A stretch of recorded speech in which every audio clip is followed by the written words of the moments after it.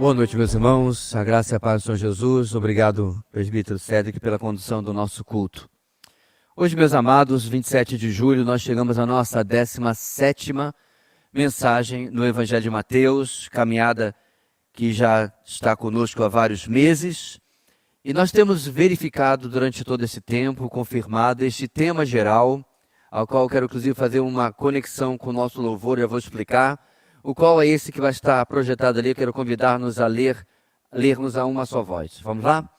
O Messias prometido realiza o plano divino da redenção, apesar da sua rejeição retardar a promessa do reino. Minutos atrás nós cantávamos uma canção que usa o Salmo 24 na sua letra, falando sobre a chegada do Rei da Glória. Quem é o Rei? Quem é o Rei da Glória? E a canção obviamente responde que é Jesus, Yeshua, o Messias. Em Jerusalém, meus irmãos, de frente para o Monte das Oliveiras, existe uma porta chamada a Porta Dourada, ou a Porta da Misericórdia. Alguns séculos depois de Cristo, um sultão otomano soube da crença de que por aquela porta entraria o Messias judeu. Naquela época, a Israel, aquela região toda ali, que é erroneamente chamada de Palestina, estava sob domínio do Império Otomano. Então o que ele fez? Ele fechou a porta com pedras, como fossem tijolos, ele lacrou a porta. Eu estava cantando ali, meus irmãos, muito emocionado, mas ao mesmo tempo rindo. Eu estava chorrindo, porque como é tola a mente humana, achando que algumas pedras vão impedir que o Rei da Glória entre por aquela porta. Hoje, Solimão está descobrindo, em primeira mão, quão tolo ele foi. Do Monte das Oliveiras, onde Jesus desce, Zacarias capítulo 14, nós vimos isso, onde ele desce e racha o monte ao meio, ele entra em Jerusalém e aí sim as multidões vão cantar o Salmo 24. Por isso, meus irmãos, que está no final do nosso tema, a promessa do reino messiânico é retardada pela rejeição há 2000 anos atrás do Messias de Israel, de Jesus. Bem, agora vamos para o nosso texto. Respira fundo, Joversi, e vamos para o nosso texto. Hoje, nós vamos encerrar o capítulo 6 do Sermão do Monte. 2/3 já se vão. Capítulo 5, 6 e 7 é o Sermão do Monte. Nós já temos caminhado nesta carta magna do reino, aquela que é chamada contracultura do reino. Como já explicamos todas as vezes anteriores, o Sermão do Monte são as instruções para os súditos sobre a ética, a moral, a santidade do reino, uma vez que você ouviu e atendeu aquele desafio, arrependam-se, porque é chegado o reino de Deus. Não meras regrinhas religiosas, mas uma transformação interior. O que é que nós já vimos no Sermão do Monte? Vamos ver aquele slide que tem só crescido nas últimas mensagens. Nós iniciamos com as bem-aventuranças. 1, 2, 3 e... Alakazam, lá está. Nós iniciamos com as bem-aventuranças, vimos na mensagem seguinte o que nós podemos dizer que é o resumo do Sermão do Monte, onde Jesus nos chama de sal da terra e luz do mundo, versos 13 a 16 do capítulo 5, certo? E esse é o resumo de tudo o que nós devemos ser nos capítulos 5, 6 e 7, sal da terra e luz do mundo. Na sequência, Jesus traz, vamos chamar assim, um subtítulo, né? Não tem aqueles livros que tem o título e o subtítulo? Pois bem, onde ele vai falar da relação dele, o Messias da Nova Aliança, com a lei do Antigo Testamento. Versículos 17 a 20, a gente vê sobre isso. Ele vai mostrar como que não eram nem nunca foram meras regrinhas, mas desde sempre o Deus do Antigo Testamento, ele mesmo, esperava do seu povo uma transformação interna, uma transformação de coração. Bem, a partir desse ponto, começamos a ver nas diversas questões que Jesus aborda, como que as regras permanecem. Quer seja uma regra moral, quer seja uma ética, quer seja falando sobre santidade, nós não vivemos, irmãos, uma religião de libertinagem, de maneira alguma. Porém, Jesus mostra, irmãos, que é algo mais complexo do que apenas faça isso, não faça aquilo. É algo que vem de dentro do coração.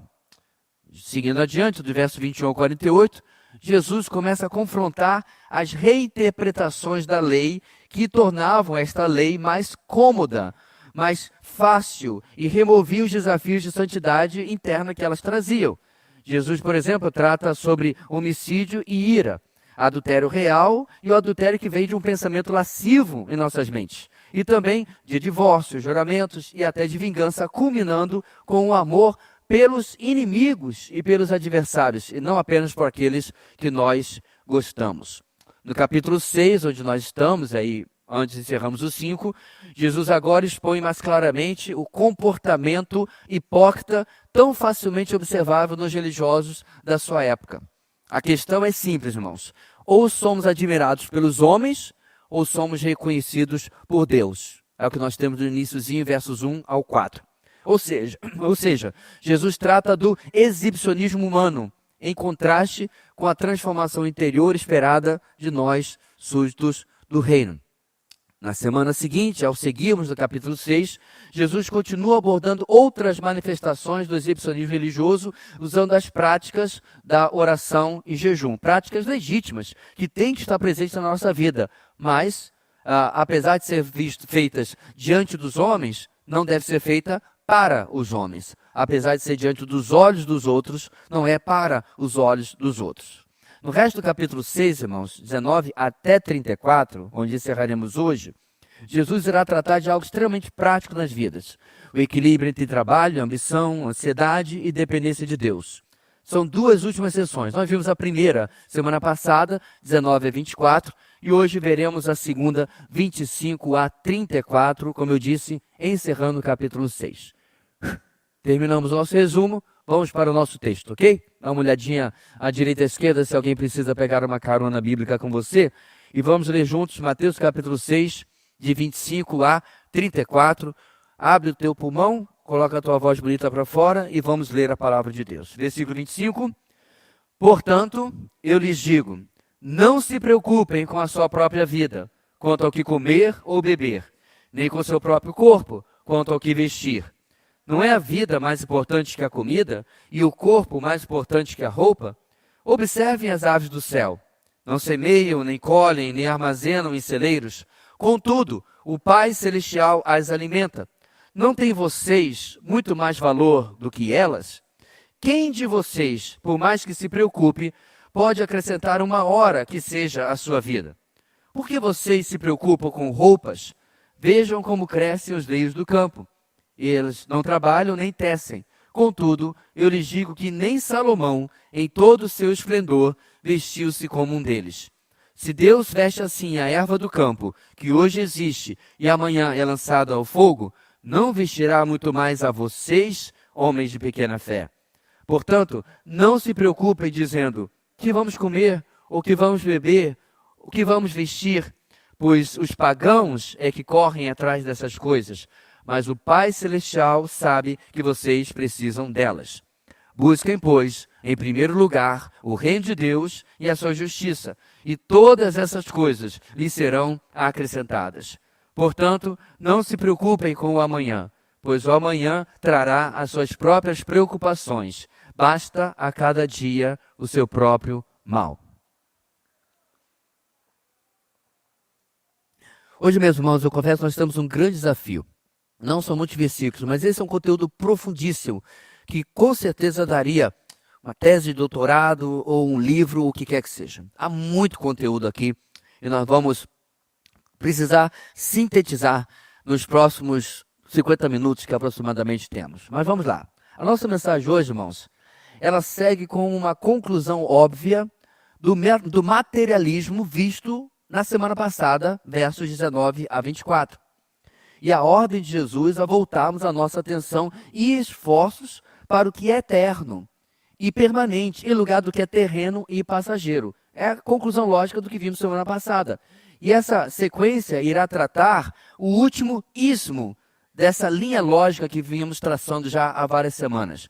Vimos sobre o comodismo humano que manipula a verdade da palavra para adequá-la à sua vida. Vimos sobre o exibicionismo humano, que valoriza mais o louvor dos homens do que o reconhecimento de Deus. E vimos sobre o materialismo humano, que inverte nossas prioridades. Hoje, veremos aquilo que é talvez a causa de tudo isso. A nossa tendência de resolver as coisas do nosso jeito, na nossa força, no nosso tempo, focados na nossa vontade. Assim, a nossa grande ideia de hoje é uma sequência lógica e muda uma palavra do que vimos nas semanas anteriores. A transformação interior de Cristo desafia o ativismo humano. A transformação interior em Cristo desafia o ativismo humano. Afinal, o que é ativismo? Na questão pessoal, irmãos, o que queremos tratar aqui não é o mesmo que, por exemplo, você já ouviu essa expressão, ativismo jurídico, que é quando o Poder Judiciário extrapola os seus limites, faz o que não é daquilo que lhe é competência, daquilo que não deveria estar fazendo. Isso é ativismo jurídico. Nós também não estamos falando, gente, de ativismo jurídico, não estamos falando de ativismo político, o qual é promover as suas convicções políticas, buscando atrair mais defensores ou militantes, se você quiser, ok? Então você tem um viés político, você defende isso, você trabalha por isso, tenta convencer as pessoas, isso se chama ativismo político. O que estamos tratando aqui, esse ativismo pessoal, está no nosso relacionamento com Deus e é a atitude de agir de forma independente e baseada principalmente nas nossas próprias forças ou recursos. Então veja, mesma palavra, significado completamente diferente desses outros que eu mencionei. E frequentemente o ativismo gera em nós o péssimo costume de relegar as coisas de Deus ao segundo plano, ou até mesmo o próprio Deus a segundo plano. De forma alguma, isso é algo que nós buscamos. Isso não é algo que nós desejamos, ou até algo que nós até reconhecemos que está presente nas nossas vidas. Mas ainda assim, meus irmãos, o que Jesus coloca no nosso texto de hoje nos revela que, infelizmente, somos ativistas e Deus tem perdido o lugar principal em nossos corações, quando nós deixamos outras coisas ocuparem este lugar. Porém, o subproduto principal do ativismo, que nós vamos ver no texto, aquilo que ele nos presenteia, se você quiser colocar, é a preocupação. Eu não me refiro à preocupação saudável, que nos leva a ser proativos e buscar resolver problemas e até nos antecipar a possíveis problemas. Então, eu estou aqui conversando com você e ali está o meu filho pequeno, né, indo em direção a um fio desencapado, e eu fico preocupado e eu ajo. Eu vou lá dizer, menino, vem aqui, né, e tal, quem deixou esse fio desencapado? Essa preocupação é saudável, não dá como não ter. Vai acabar, né, tendo vários problemas se você não se antecipar aos problemas que estão aí aparecendo. Então nós sabemos, infelizmente, que há uma necessidade, uma preocupação legítima na nossa vida, e não é isso que nós referimos aqui. Então, o que eu me refiro, então, irmãos, àquela preocupação que gera, eis a palavrinha mágica, ansiedade. E obscurece a nossa dependência de Deus. A gente fica cego. A gente tem o que a gente chama de visão de túnel. Só vê ali o que tem que fazer, parte que nem um leão para sua presa e não pensa, não pondera absolutamente nada. E quanto a essa preocupação e essa ansiedade, irmãos, as escrituras são claras. Por exemplo, 1 de Pedro 5,7, lancem sobre ele toda a sua ansiedade, porque ele tem cuidado de vocês. Ou Filipenses 4,6, não andem ansiosos por coisa alguma, mas em tudo, pela oração e súplicas e com ação de graças, apresentem seus pedidos a Deus. Então não se trata de uma doença, mas de um pecado que nasce no nosso ativismo independente para com Deus. Eu quero reforçar isso, porque eu achei que não seria um problema. Mas há vários anos atrás eu fiz um post no Facebook sobre ansiedade, onde eu escrevi, era um texto, na verdade, se eu não me engano, e eu mostrava biblicamente como que a ansiedade é pecado. Os justiceiros sociais de trás dos teclados rapidamente surgiram, querendo dizer que não, na verdade não é pecado, é uma doença, é um problema que a pessoa tem. Bem, eu fico com as escrituras. É óbvio, meus irmãos, que há alguns cenários. O que acontece hoje, como disse bem agora, saudoso John MacArthur em seu livro A Sociedade Sem Pecado, você não é ladrão, você tem um problema de cleptomania. Então tudo é uma doença hoje. Nós vimos isso sobejadamente na conferência com o pastor Jairo. Quem sou eu para reforçar algo que foi tão bem já ensinado? Bem, então, eis o que a palavra de Deus fala. É uma doença, ou desculpa, é um pecado e não uma doença que tem que ser tratado. A transformação interior em Cristo desafia o ativismo humano que produz preocupação e ansiedade em nossas vidas. Nós vamos destrinchar o nosso texto de hoje. Vamos começar no versículo 25 a 27, com o nosso primeiro ponto e ver quais são os argumentos que Jesus usa para comprovar que a transformação interior precisa desafiar esse ativismo em nós. Em primeiro lugar, o ativismo gera preocupação improdutiva em nós, versos 25 a 27. O ativismo gera preocupação improdutiva em nós. Nosso texto começa no verso 25 com um portanto, que é claro, devido a ele, tem uma clara ligação com o materialismo tratado nos versos anteriores que vimos semana passada, 19 a 24.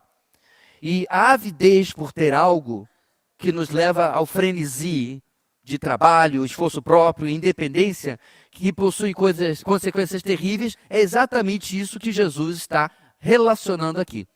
O materialismo me leva a esse ativismo porque eu tenho que correr atrás do que o meu coração está desejando, idolatrando, ansiando. A ordem aqui é clara que Jesus vai dar, porque ele diz, portanto, eu lhes digo, não se preocupem com as coisas materiais, não as tornem mais um ismo em suas vidas. A ordem de Jesus é clara e abrangente quanto a isso, irmãos. Nem com a vida, nem com a comida, nem com a saúde, nem com o que vestir. E Jesus, irmãos, não está se referindo a apenas esses itens que ele coloca aqui no nosso texto. Ele usa esses itens porque são itens de primeira importância. Ele usa esses itens para abranger absolutamente tudo que pode se tornar uma preocupação em nossas vidas. A pior questão nisso tudo é que muitas preocupações, olha só, não são uma questão de vida ou morte. Não são uma questão fundamental, nem mesmo uma questão de passar fome. Tenho o meu emprego, a comida está sobre a mesa. Ainda assim, desenvolvo uma úlcera com a preocupação que vem, por exemplo, pela espera de um resultado de uma entrevista de emprego, mais um emprego ou um concurso que eu quero passar. Então, entendeu o cenário, irmãos? Ninguém está passando fome, ninguém está nu, ninguém está vestindo trapos. Mas eu estou ansioso por algo mais. Eu estou preocupado por aquele resultado. É aquela velha história que o pessoal conta, né? Senhor, queria tanto uma bicicleta, porque eu não aguento mais andar a pé, Deus dá uma bicicleta. Só queria tanto que ela fosse elétrica. E aí eu oro mais uma vez, Deus dá uma elétrica. Senhor, então, uma setentinha estava bom para sair dessa bicicleta elétrica. Enquanto não chega no bendito do Lamborghini, eu não estou satisfeito. Estou ansioso, estou preocupado, estou consternado porque não consegui chegar lá, onde quer que seja lá, né? Obviamente. Ainda no verso 25, irmãos, olha na sua Bíblia, Jesus continua seu argumento mostrando que, mesmo dentro das nossas fontes de preocupação, terminamos com prioridades invertidas, valorizando mais comida e roupa, e esquecendo o fato de que Deus tem nos dado vida e saúde. Uma existência a qual devemos totalmente a Ele, já está sobre nós, e ainda assim invertemos, colocando valor em outras coisas que, apesar de importantes, não são tão quanto aquelas que ele tem nos dado. Diante dessas verdades, Jesus passa a dois argumentos aqui. Primeiro, no verso 26, o argumento do nosso valor. Animais são criaturas preciosas. Eles são, meus irmãos, nossos irmãos de criação. A frase não é minha, é de Francis Schaeffer, em seu livro clássico, Poluição e Morte do Homem, recomendo a todos a lerem. É uma visão bíblica de ecologia. Nem ecochato, nem ecofóbico. Nem adorador da natureza, nem destruidor da natureza. Nós somos os cuidadores da natureza, é o que a palavra de Deus nos ensina, e Francis Schaeffer explora isso de forma magnífica neste livro, Poluição e Morte do Homem, nos chamando de irmãos de criação de toda a natureza, de toda a fauna e toda a flora. Ótimo, porém, os animais, irmãos, não chegam nem perto de nós. Nós somos a coroa da criação. Nós somos os únicos a termos um relacionamento próximo e racional com Deus. Quando a palavra de Deus diz no Salmo 150, tudo que tem fôlego louve ao Senhor, não pense num filme da Disney em que o pardal está lá Bem, pardal não canta, né? Mas você entendeu? O rouxinol, pronto, está lá cantando. Enquanto isso, ele está pensando em Jesus. Isso não existe. Ele é um animal irracional. Quando ele canta, ele louva a Deus pela sua própria existência. Porque o Criador o fez. O Criador o colocou nessa terra. As plantas também respiram, então eu creio que elas estão dentro do que está no Salmo 150. Quando você vê, né, uma bela flor, ela está louvando a Deus pela beleza que reflete a pessoa do seu Criador. Mas não como nós. Eles não têm condição de cantar e louvar a Deus como nós estamos fazendo agora há pouco. Não sei você, mas certas músicas passam um filminho na cabeça do que Jesus já fez na minha vida. Então, esse tipo de adoração só nós temos. Esse tipo de relacionamento só nós podemos ter com Deus. Somos muito mais valiosos do que as aves do céu. E ainda assim, elas, diz o texto, são cuidadas por Deus. O segundo argumento de Jesus, agora no verso 27, diz respeito à inutilidade da preocupação. E é o ponto central desta sessão, inclusive do nosso ponto número 1. A preocupação é improdutiva, como está no nosso enunciado. A preocupação, irmãos, ou se você quiser chamar a ansiedade, ela já foi comparada com uma cadeira de balanço. Muito movimento, porém nenhum progresso.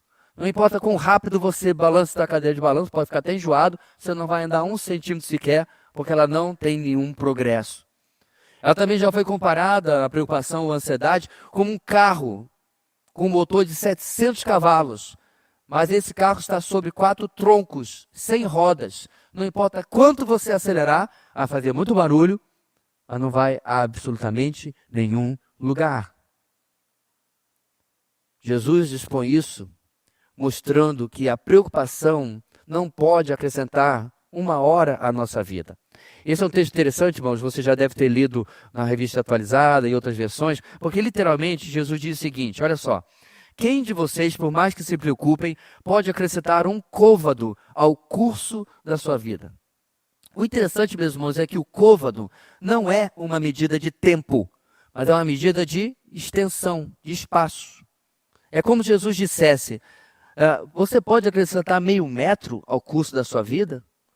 Meus irmãos, se é até aqui que eu irei pela permissão de Deus, eu não ando mais não, a não ser carregado por outros. Se meu coração para de bater aqui, é aqui que eu fico.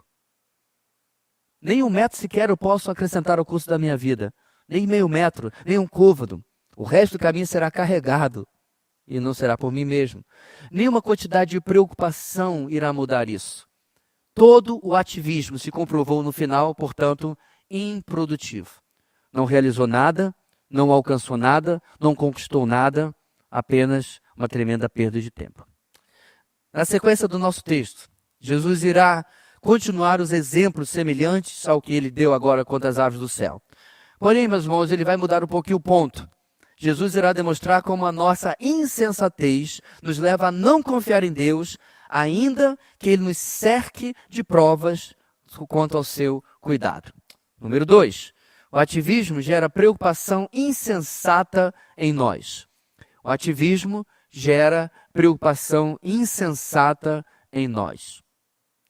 Nosso segundo ponto, irmãos, trata da nossa insensatez apontada nos argumentos de Jesus nesses versos. Os lírios não tecem, mas são vestidos por Deus. Ainda não está convencido? Então, que tal trazer aqui para a nossa discussão Salomão, o rei mais próspero, mais rico, mais famoso e mais admirado da antiguidade? A descrição das suas vestes, dos seus palácios, das suas posses, eram tão impressionantes que cruzavam fronteiras e as pessoas vinham para conhecer. Israel se transformou em um lugar turístico, porque o pessoal queria conhecer aonde Salomão morava, e o próprio Salomão. E ainda assim, os simples lírios do campo, diz o texto, são mais majestosos que Salomão, porque eles são vestidos por Deus. A lição aqui, meus irmãos, ela não é tão complicada. A provisão natural de Deus é mais magnífica e importante do que qualquer coisa que possa nos suprir o trabalho das nossas mãos. Salomão se vestia daquela maneira, ele morava daquela maneira, ele tinha tudo aquilo, porque ele havia conquistado aquilo como rei pelo seu trabalho, o que é algo justo, o que é algo honroso, o que é algo nobre. Mas Jesus fala, muito mais majestoso é quando Deus cuida de nós do que qualquer outra coisa. E se Deus veste assim uma simples planta, a conclusão lógica que a sensatez deveria nos trazer é a seguinte: não vestirá muito mais a vocês, como é que ele completa, irmãos? Homens de pequena fé. Aliás, meus irmãos, fé será o nosso próximo tópico, eu não quero gastá-lo ainda. Mas vejamos como crer em Deus e a sua providência e cuidado é uma questão de lógica, uma questão de sensatez. Quando colocamos nossos sentimentos de lado e recorremos ao que sabemos sobre Deus, o que sabemos sobre a sua obra, meus irmãos, tudo muda na nossa mente. Geralmente, irmãos, no habitat da preocupação e da ansiedade, o que tem? Emoções, sentimentos descontrolados. Não é à toa que quando você está assim, você tem pressão alta? Não é à toa que quando você está assim, desenvolve uma úlcera? Por quê? Porque mexe com os seus sentimentos, você somatiza ao que você está sentindo. Então, se você colocar de lado e pensar de maneira lógica, sensata, racional, em quem Deus é e o que Ele faz, tudo, absolutamente tudo, muda. Essa semana eu vi algo interessante que reflete isso que eu estou dizendo aqui. Deixa eu dar para vocês essa citação. Abre aspas. Sua mente está tão cheia de suas próprias ideias que você se fechou para a fé. Eu achei fantástico. Não sei se você ouviu a mesma frase no mesmo programa, talvez tenha assistido. O escritor que fez esta cena foi perfeito. Ele argumentava com outro que voltava com o argumento, que dizia isso, que dizia aquilo, e aí ele fechou com essa palavra. Sua mente está tão cheia de suas próprias ideias, e eu posso completar para aqui o que dissemos, os seus próprios sentimentos, que você se fecha, que você se fechou para acreditar, para confiar, para a fé em Deus.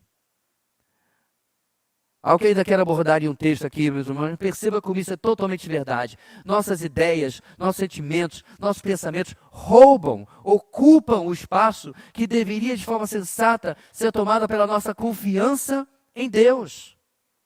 Em outras palavras, pela nossa fé. Neste caso, que o nosso Deus simplesmente cuidará de uma necessidade simples, como roupas para vestir.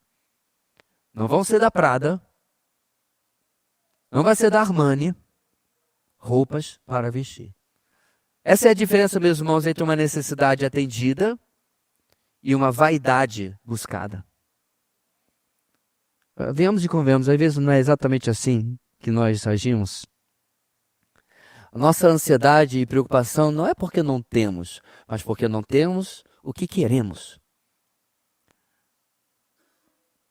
Não é porque está faltando comida na mesa. É porque eu queria comer a picanha que me foi prometida alguns anos atrás. Eu estou precisando de uma sessão de cura, porque eu vivo tocando esse assunto de picanha. Já pensou? Traumatizou. E aí eu reclamo, questiono, protesto. Em última análise, quem? Deus. Em última análise, o Senhor. Bem, mas se você ainda não pegou a referência de Jesus, talvez você não esteja prestando atenção o suficiente no texto. Então vamos lá. Vamos foco aqui. Olha o verso 31. Agora você vai fazer que nem o Capitão América do filme. Peguei a referência. Olha o verso 31, meus irmãos. Comer, beber e vestir. Já lembrou de alguma coisa ou não? Vamos lá. Maná, água da rocha e roupas e sandálias que duraram 40 anos. Se você não pegou a referência agora, mesmo explicando, não consigo fazer mais. Jesus está falando ao povo que, tal como os antepassados deles experimentaram o cuidado no deserto, agora eles podiam, de forma lógica e sensata, confiar nos cuidados de Deus ainda hoje. Os tataravós, sei lá o que, né, ou mais, desses que estavam ouvindo Jesus em primeira mão, comeram do céu todo santo dia. Está com sede? Sai da rocha água. E nós descobrimos que eles usaram a mesma roupa 40 anos. A mesma sandália 40 anos. E elas não estragaram. Porque não tinha como fazer mais. Vai fazer aonde? Você está no meio do nada. Deixa eu ir no shopping center. Não tem. Então Deus, no Antigo Testamento, cuidou de absolutamente tudo. É isso que ele está falando aqui.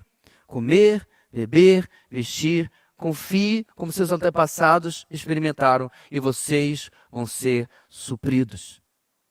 Certamente, meus irmãos, eles e nós não seremos supridos com comida que cai do céu e nem água literalmente tirada das pedras e nem com roupas que duram mais do que qualquer fabricante hoje conseguiria. Não é esse o ponto. Mas ainda assim, sejamos sensatos. O texto está exaltando, irmãos, Jeová ou Yahweh Jireh, o Senhor proverá. Porque era e continua sendo verdade, meus irmãos, o que Abraão disse ao seu filho Isaque. O Senhor proverá.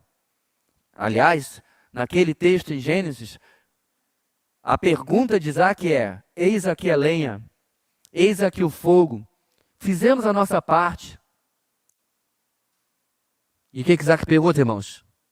Onde está o cordeiro para o sacrifício, meu pai? A resposta toda de Abraão é a seguinte: o Senhor proverá um cordeiro para si.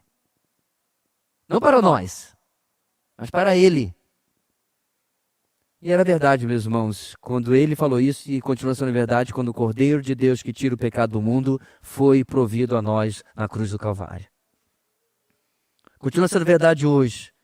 Pelo menos é o que devemos pensar se formos sensatos. Se olharmos para as evidências que Deus tem colocado ao nosso redor. Se olharmos, irmãos, para a nossa história. Essa semana, eu não lembro com quem nós estávamos conversando, minha esposa me lembrava de uma época de vacas magras. Eu não estou me referindo lá no Egito, porque eu não estava lá. Essas vacas eram nossas mesmas e não eram vacas literais. E que nós, literalmente, ela fez o que tínhamos na despensa. Foi mais ou menos assim: eu vou dar para o meu marido e amanhã morreremos. Não sei mais nada. Quando eu era pequeno, eu queria alguma coisa, meu pai falava que não tinha dinheiro, eu falava assim, passa o cartão. Criança é assim, né? Não dava para passar o cartão também. Bem, nós não fomos nem sequer para a igreja naquele domingo, apesar que eu era o obreiro da igreja, porque eu não tinha como ir.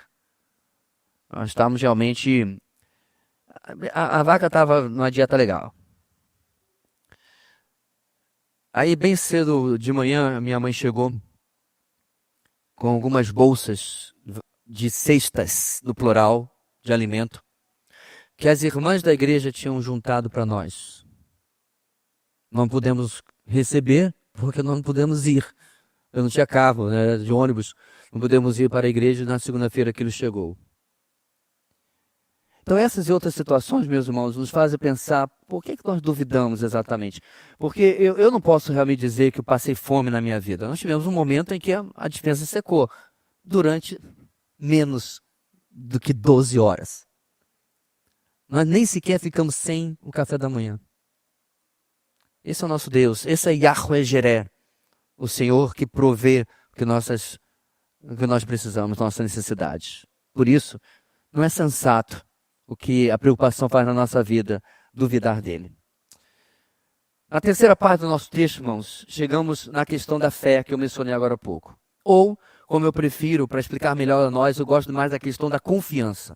Fé, para mim, é confiar. Nosso terceiro ponto, a necessidade da fé, está destacada em Jesus fazer uma comparação com o comportamento daqueles que não o seguem. Isto é, obviamente, os descrentes.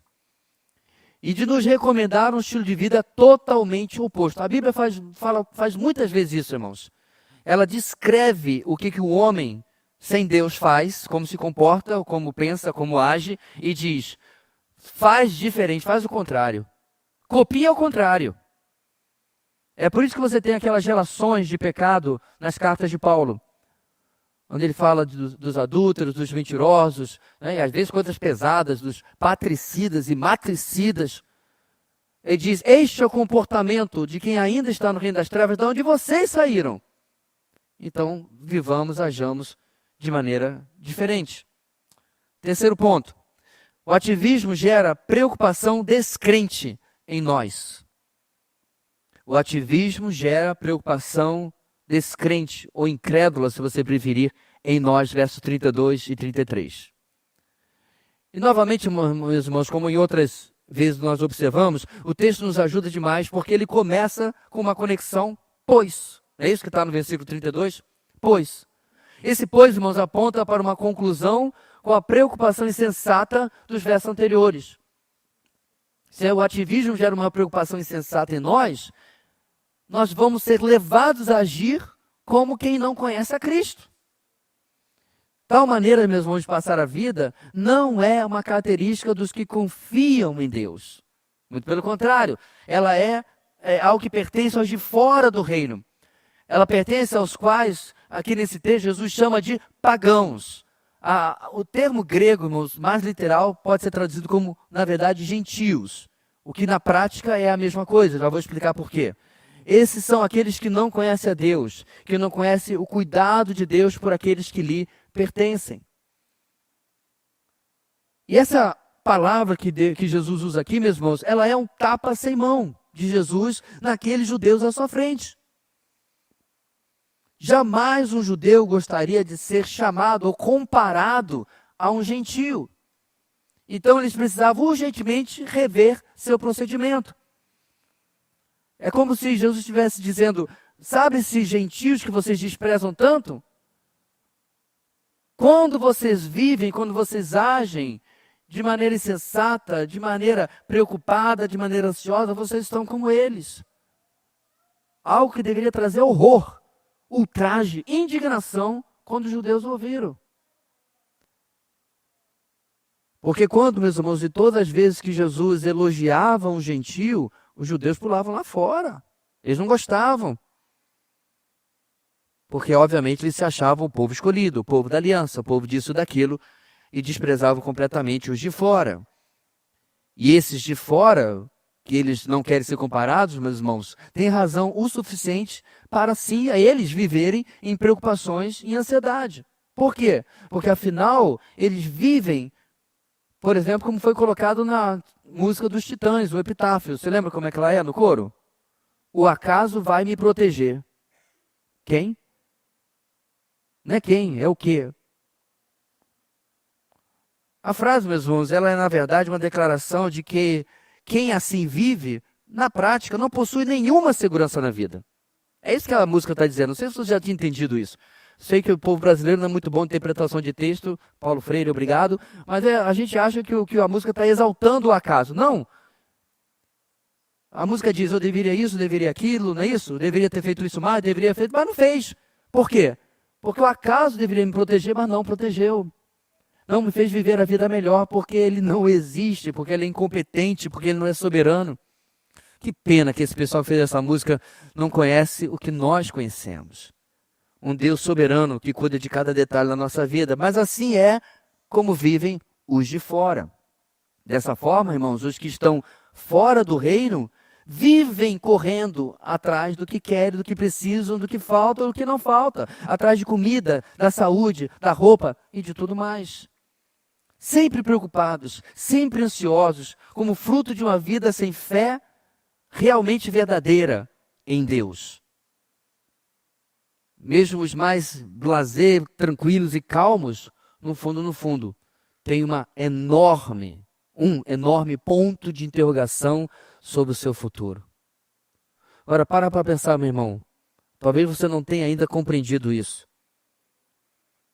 Uma das coisas mais complicadas na vida de um pastor é quando ele é chamado para pregar, para levar uma palavra em um enterro de um incrédulo. Eu já sei o que fazer, eu já peguei a manha, por assim dizer. Eu prego o evangelho. Porque não há como falar sobre esperança. A esperança que para nós não é uma possibilidade, nem mesmo uma probabilidade. É uma certeza. Cristo morreu pelos meus pecados. Ressuscitou ao terceiro dia. Foi assunto ao céu, de onde voltará para julgar vivos e mortos. Ponto. Não é historinha, não é... Tomara que seja verdade. Essa semana eu assisti um padre que tem um problema respiratório, está com um negócio aqui para poder respirar e tal. E aí na fala dele, como é que chama mesmo? É homilia, né? É isso? Acho que é, né? a pregação dele e tal, na homilia dele ele falava sobre uma série de coisas e tal, e eu espero estar fazendo o suficiente, eu espero que o sofrimento que eu estou passando, junto com o que eu já fiz, seja suficiente para que eu vá ao céu. Eu falei, como é que é? Deus me livre de uma fé dessa. Uma fé que descrê da palavra do próprio Jesus. Você sabe para onde eu vou. E se eu for e lhes preparar lugar, eu voltarei, para que onde eu estiver, vocês estejam também. Mas talvez, quem sabe, se você fizer tudo certinho. Que teologia tosca, que não é teologia de verdade. Que mantém a pessoa refém de um quem sabe. Não, meus irmãos. Aliás, eles gostam muito de dizer que crente é metido porque diz que vai para o céu. Não, eu não sou metido. Eu não tenho coragem de descrer e de ir contra o que Jesus disse. Eu tenho temor. Se Jesus disse que me salva pela graça e não pelos meus méritos, sim, Senhor. Manda quem pode, obedece quem tem juízo. Assim, meus irmãos, nós precisamos entender como que a fé tem um papel fundamental em absolutamente tudo na nossa vida. Ela não é apenas a entrada do reino, irmãos, ela é como nós nos mantemos em paz no reino. Sem sermos atropelados o tempo todo pela ansiedade, pela preocupação com as coisas desta vida, mesmo as coisas mais sérias desta vida. Dessa forma, meus irmãos, que os de fora correm, não podemos correr atrás de coisas que Deus já garantiu que irá nos dar pela sua graça e misericórdia. E o que faremos então? Por outro lado, os súditos do rei, nós podemos viver uma vida de descanso. O texto diz o seguinte: mas o Pai Celestial sabe que vocês precisam delas. Pois os que não conhecem a Deus correm atrás das coisas da sua própria força, mas nós devemos saber que Deus cuida de nós. São as duas partículas que mudam o jogo todo nesse texto aqui. Deus conhece cada uma de nossas necessidades e irá atendê-las sempre mediante a sua soberana vontade e plano. É importante nós destacarmos isso, meus irmãos, porque o Deus cultural, ele é o Deus do tudo vai dar certo, o Deus no controle. Eu não gosto dessa frase, frasezinhas feitas, frases de para-choque de caminhão, sabe? Estou participando de um grupo onde há muitas pessoas que não são da fé, e alguém passa por um problema, aí vem alguém, coloca Deus na frente, vai dar tudo certo, já deu certo. E eu, como a pessoa sabe? Tu és profeta? A verdade é, meus irmãos, que independente do resultado que aconteça diante de uma situação na nossa vida, já deu certo. Por exemplo, meu irmão, eu estava orando pelo teu pai estava internado, e aí? Deu tudo certo? Deu. Meu pai está na glória. Deu certo ou não deu, irmãos? Claro que deu. Porque Deus não faz nada errado. E aí, com esse amigo, que está sendo um amigo bem próximo, que está passando por uma situação difícil de justiça, eu tomei a liberdade, no privado, de falar para ele, eu seria omisso. No meu papel que eu cumpro no mundo, eu me referia a metade a ser pastor e metade a ser crente, se eu não falasse para você algo. Nem sempre a resposta de Deus é sim. Ele tem razão na causa dele. A causa dele é justa. Se o bem sempre vencesse, irmãos, neste mundo, a resposta dele já estaria garantida. Mas nós bem sabemos que o bem nem sempre vence. Eu preciso falar e ganhar processo, não? Nós sabemos disso. Vivemos em um mundo que jaz no maligno, no mundo corrupto. Onde a justiça do dólar fala muito mais às vezes do que a justiça verdadeira. O ponto aqui é que eu falei com ele depois, pessoalmente, falei, espero que você não tenha ficado chateado com o que eu falei. Ele disse, não, foi muito bom que você falou, muito sensato, gostei da palavra. Porque pelo menos ele concorda que às vezes a gente precisa entender que as coisas não vão como a gente gostaria. Mas ainda assim, Deus está cuidando sempre, sempre de nós. Então, se esse é o Deus que nós temos, Jesus nos dá mais um pois, no famoso versículo 33. Você estava esperando chegar nele, né? Porque muito provavelmente nesse texto aí é o único que muitos conhecem de cor. Versículo 33. Se Deus cuida de nós assim, e se não devemos ser como os que não o conhecem, nós, irmãos, precisamos viver vidas nas quais o reino tenha prioridade. Inclusive, porque isso nos traz lucro, nos traz dividendos, nos traz bênçãos. Acompanhe o texto.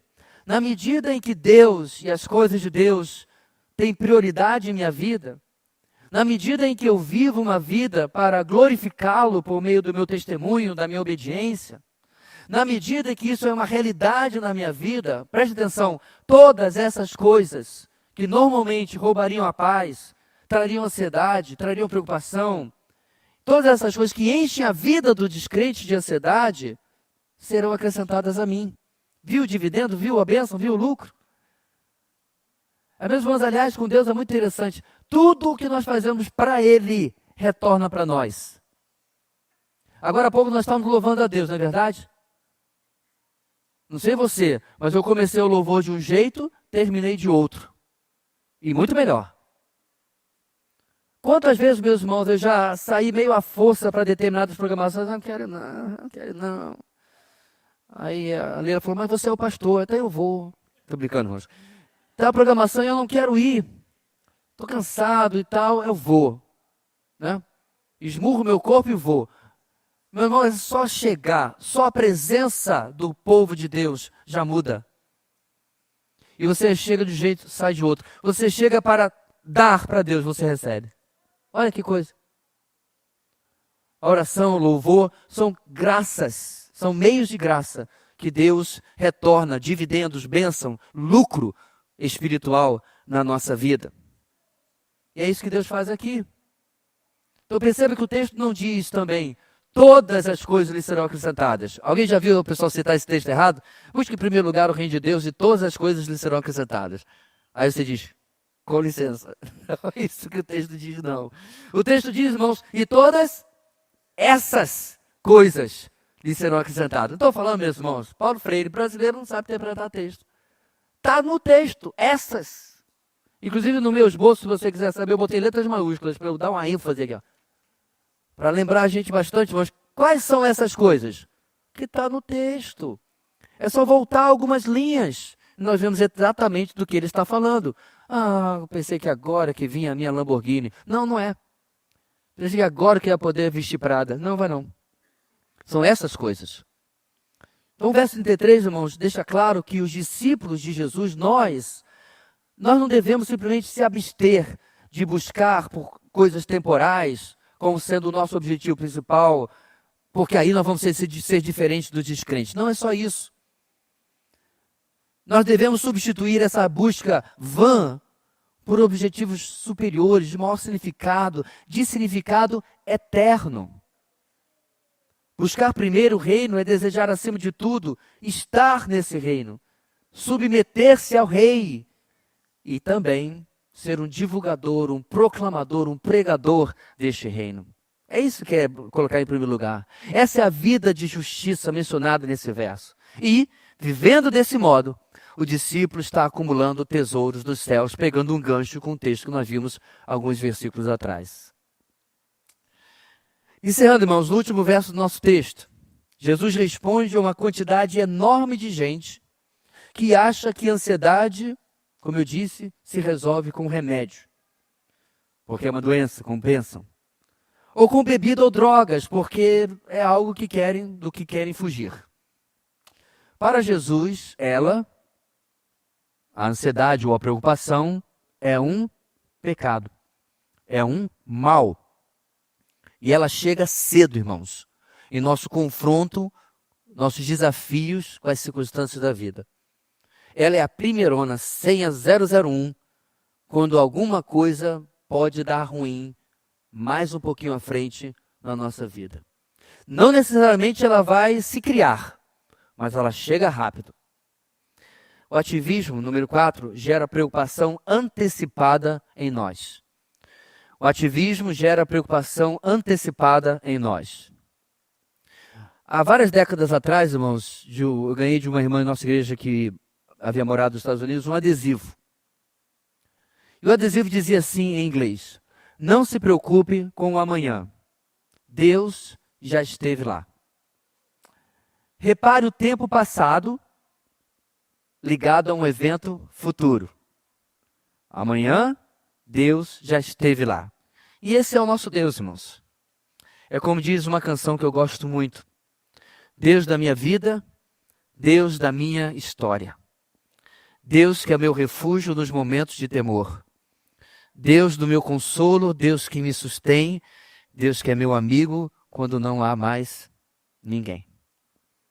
Deus da nossa história. O Salmo 139, meus irmãos, diz que ele viu a nossa substância disforme. Já pensou? Deus já nos conhecia quando nossos pais não sabiam qual era o nosso rosto. Ele já nos conhecia. Quando tornamos, irmãos, o amanhã, o desconhecido, o que está fora do nosso controle, infelizmente como a nossa obsessão, nós nos perdemos em nós mesmos. Como eu disse anteriormente, nossa cabeça fica tão cheia de ideias e sentimentos que não há espaço para a fé.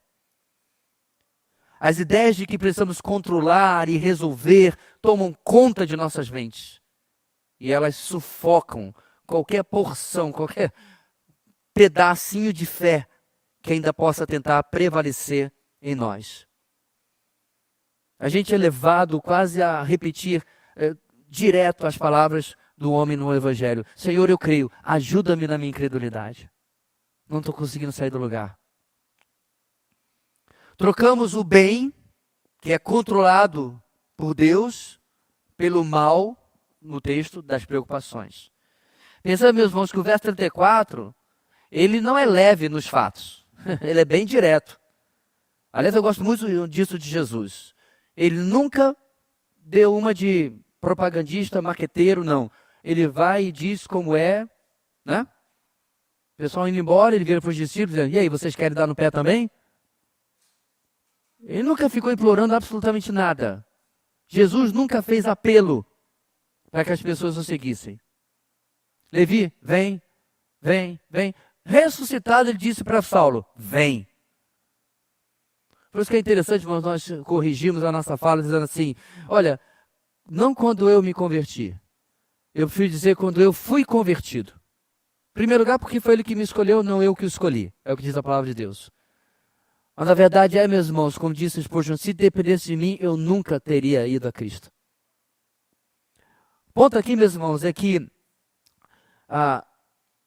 nós trocamos, como eu disse, o bem e esquecemos que os fatos que Deus coloca aqui mostram um mal terrível.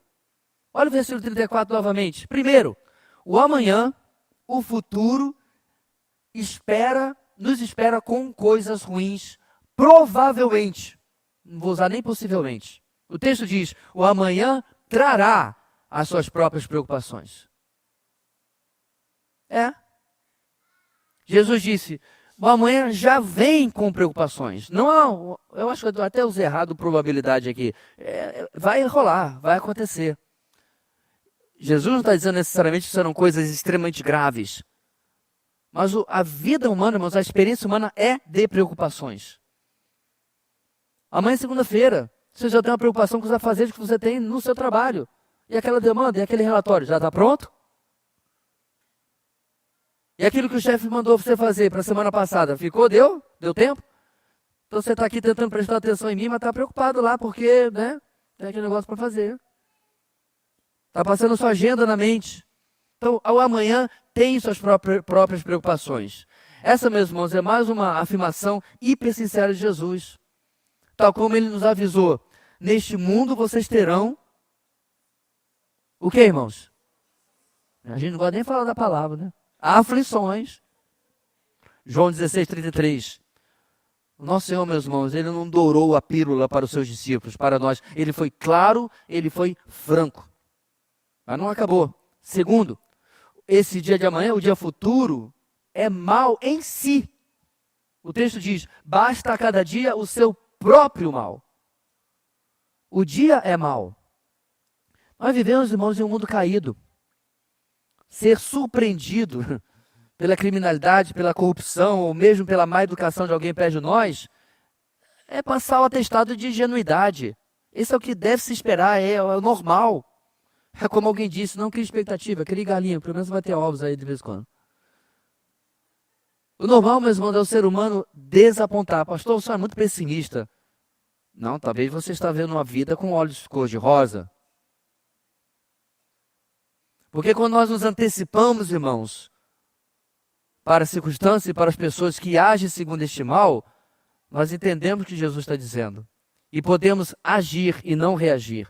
Podemos agir com longanimidade, com bondade, com amor, em lugar de simplesmente devolver na mesma moeda e assim por diante, coisas que nós já abordamos, inclusive em outras mensagens. Porém, meus irmãos, Jesus não está terminando o nosso texto aqui, no verso 34, com uma nota derrotista e pessimista, até porque o Sermão do Monte não acabou. Ele está apenas sendo realista. Assim como ele foi realista nas palavras de esperança que deu em tantos versos anteriores. O dia de amanhã é traiçoeiro, mas não lhe surpreenderá. Ele não lhe encherá de preocupações, se você deixar de lado o seu ativismo independente de Deus e abraçar a doce dependência do Deus que lhe ama e cuida até do seu amanhã que você não conhece ainda. Essa é a alternativa de esperança que ele nos dá aqui. O que nós podemos tirar, meus irmãos, para encerrar nosso tempo de hoje? Nós vimos sobre o ativismo, como ele gera preocupação, improdutiva, insensata, descrente, antecipada. Vamos lá, improdutiva. Quanto tempo e, às vezes, saúde você tem sacrificado no altar da preocupação? Somente para depois reconhecer que perdeu a oportunidade de ir direto para o Deus que lhe guarda, que lhe cuida, e direto para o que ele sempre desejou para você. Diga lá. Quanto tempo, quanta saúde você já desperdiçou? Como diz uma frase que já repetimos várias vezes, irmãos, aspas, o tempo que gastamos para resolver uma situação realizada fora da vontade de Deus é sempre maior do que o tempo que investiríamos orando e esperando pela vontade de Deus. Como eu tenho que aprender isso aqui?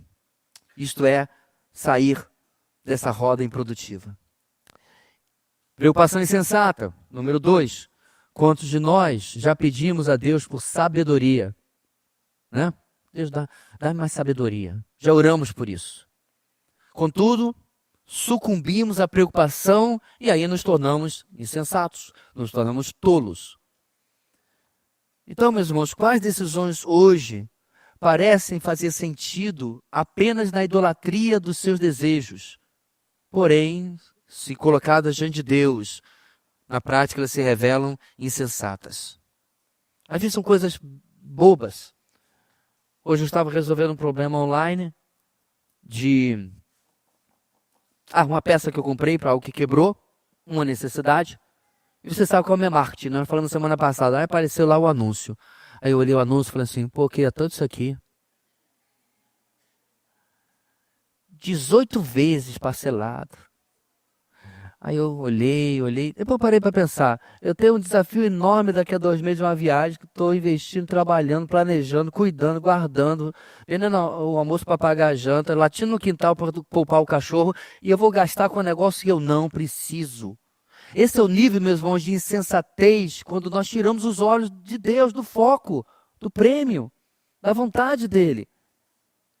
É claro que eu estou falando uma coisa, meus irmãos, banal, bobinha, mas às vezes nós fazemos coisas muito mais sérias, porque não ouvimos Deus e a sabedoria que vem da parte dele.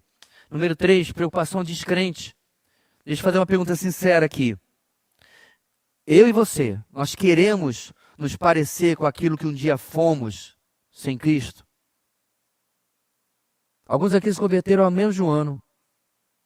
Alguns aqui se converteram há 10 anos. E aí? Você quer voltar a ser a pessoa que você era antes de Cristo? Alguém? Voluntário? Ninguém, né? Será então, irmãos, que nós temos um saudosismo da vida sem Cristo que nos faz agir muitas vezes como aqueles que não o conhecem? Lembra os pagãos do texto? Assim como os judeus, irmãos, tinham um repúdio por ser chamados de gentios, nós cristãos devemos ter uma atitude ainda mais forte de repúdio, de rejeição, por sermos comparados com quem não conhece a Cristo. Isso não é de maneira nenhuma, irmãos, uma afirmação de superioridade. Não.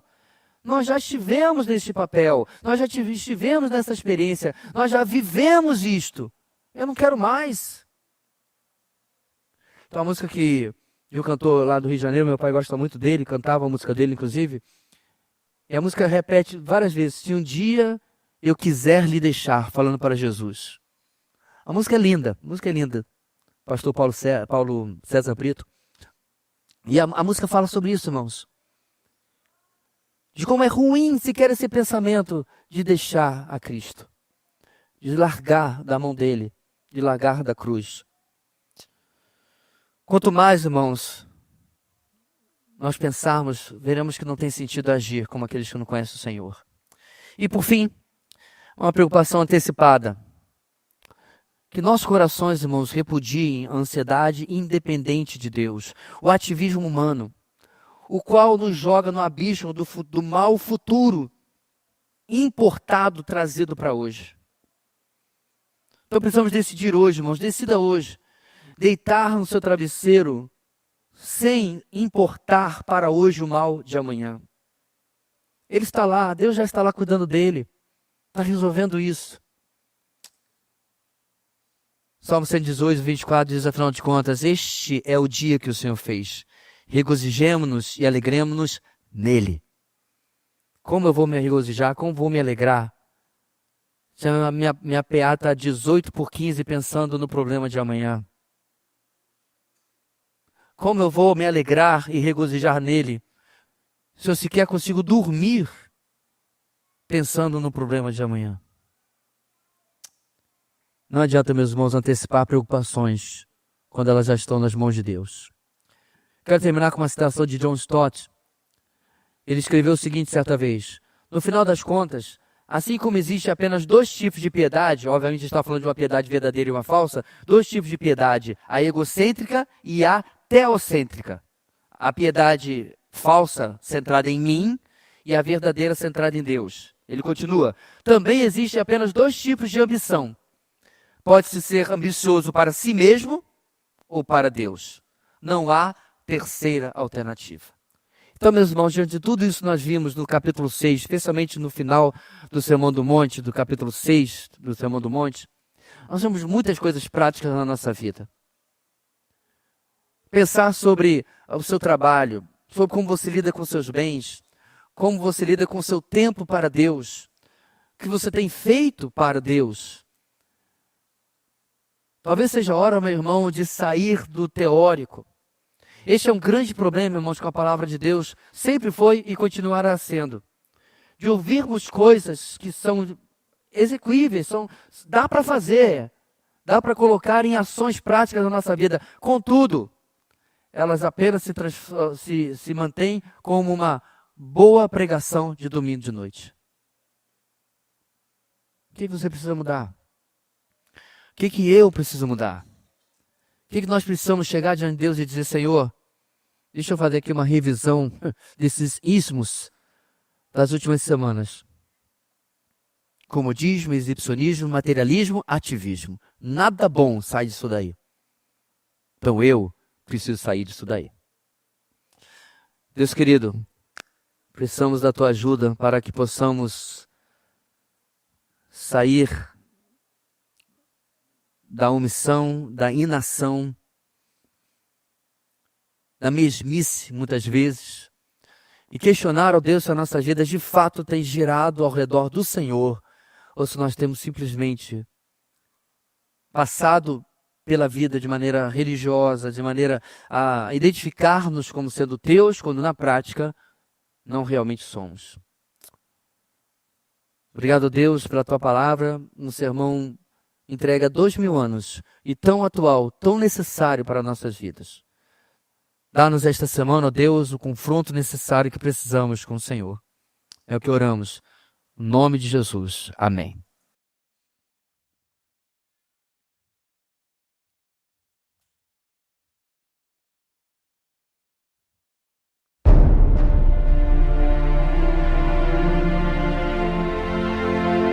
Ferris Stones.